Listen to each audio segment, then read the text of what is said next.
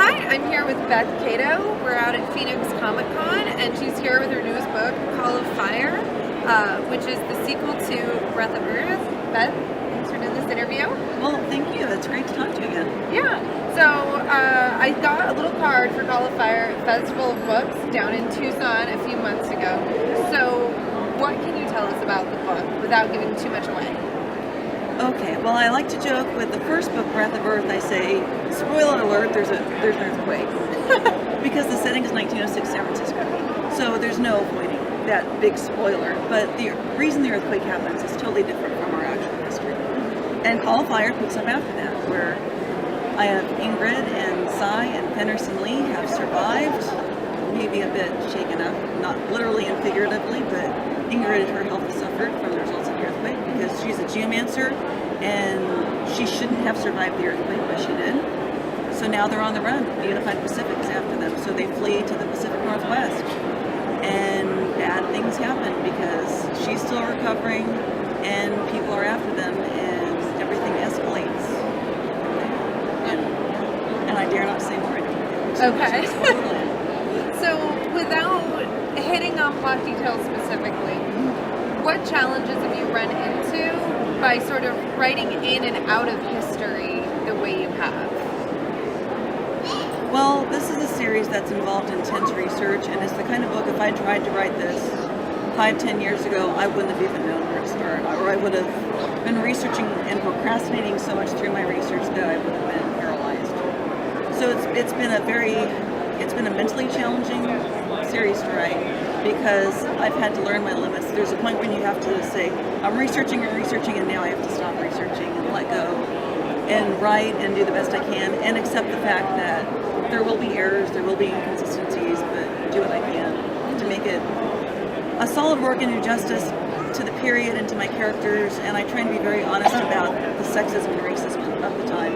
And it's very dark in those regards sometimes, but I think I'm trying to shine a light on that dark time in history so that people get to the end, read the author's note, read the bibliography, and say, hey, I thought that was fictional, but it's really not. And they'll actually read the nonfiction and find out more about that period. As a teacher, I loved the bibliography, that you had all of that there. Thank you. Did you have a bibliography in Call of Fire as well? Yes, all 3 books in the trilogy will have that. And I have all those bibliographies online as well. And online, I link to them. And in some case, for Call of Fire, Roar of Sky, there are a number of books that I found this New York Public Library database where they actually have like 5,000 century-old books for free download in like 10 different formats.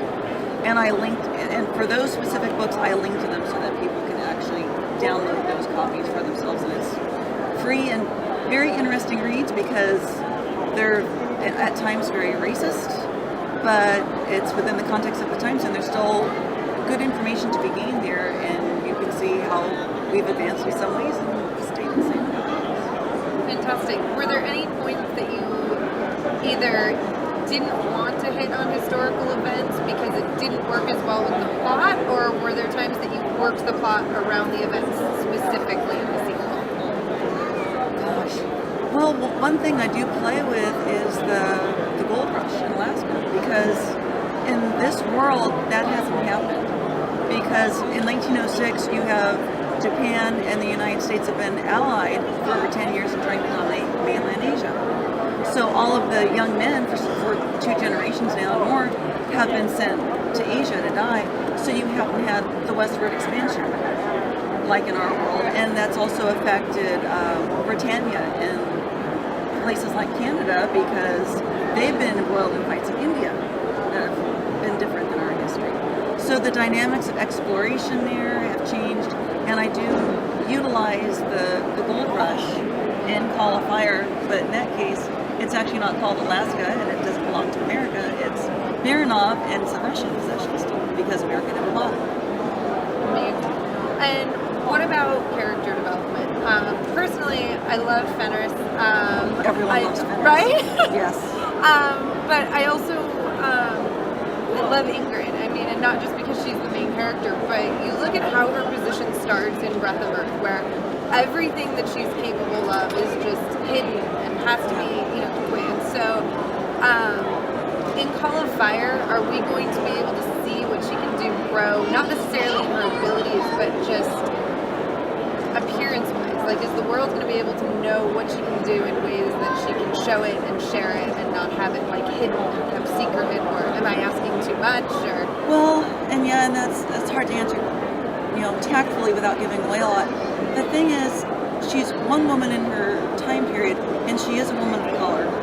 And it's one of those things that's like, how much can she represent within her time period?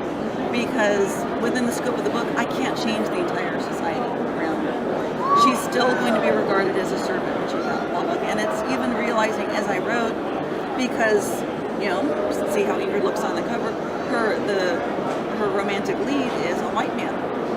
And there's a simple fact, most series, the happy ending, they get married, they live happily ever after, and the simple reality is Ingrid and Cy can never legally be married within the world. And I didn't really realize that until I was really working on the third book and how to really wrap up all of the plot arcs. It's like, wow. And how sad is that? Because, that's the happily ever after. And they can be together and they can be married and take their vows and all that at some point, if they survive and everything goes well. But yeah, a lot of the basics that you think about with Ingrid and what she can do in society as a respected human being, that those are going to be denied because of the time period that she lives in. So, what would you say to someone who says, "Oh, I'm not really interested in history," to still get them interested and drawn into the book? Well, I would say, what else do they like? Because these books are primarily action adventure. Some people, are they romance books? And ask it like it's a bad thing. Yeah, really. And I say, there's a romantic subplot, but that's not what the book is about at all. It's really about people who are friends trying to survive when lots of people are trying to kill them. Yeah. And if the people don't kill them, then the earth itself will kill Ingrid because she's such a sensitive geomancer. So, that's really what I try and emphasize. And one last question. Talking about so much about the history and the era, the racism, the sexism, what was one of the biggest things that you learned writing these books? And what's the biggest thing that you hope your readers learn as they enjoy them? I know it's a big question. Well, researching these books, to me, I approached them thinking, I'm a native Californian, and I was excited about, I get to read more and study more about this period of California history.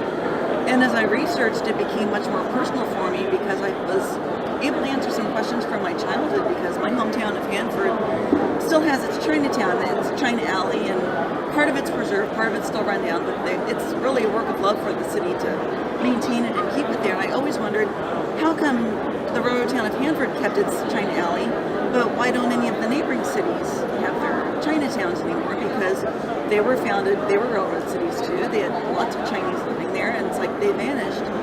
And as a kid, I asked my mom that, and she was like, they probably just moved, or there was really no answer to it.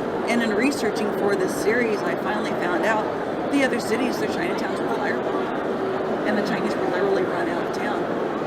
They had to flee for their lives, and in many cases, people were murdered, and the court system didn't defend them because they weren't fully regarded as human for religious reasons and for legal reasons both.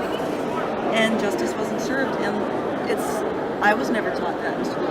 And my mom, as a native Central Californian, she wasn't taught that. My grandma wasn't taught that. So it's this pattern of erasure. And to me, I want people to read this and, like I said earlier, think it's fictional what I do and how dark it is, and then realize at the end that it's not, and that maybe they will read more on their own and find out more about the real history, and hopefully see it from the primary sources, from the actual voices of the people who endured those things, and not through my lens, because I can't fully do justice to it. I do what I can, but I hope people will read it. Awesome. Well, I loved the first book. Cannot wait to read the second one. So, thank you very much for your time this afternoon. Well, thank you.